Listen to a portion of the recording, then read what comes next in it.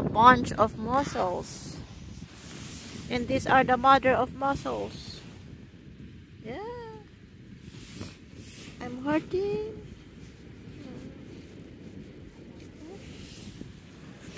See? Ito yung sinusop ng enchika. Loko mga enchika. Ito yung ginagawang ginigisa sa gulay.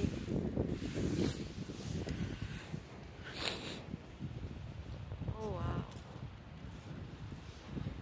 Hi. Hi my love.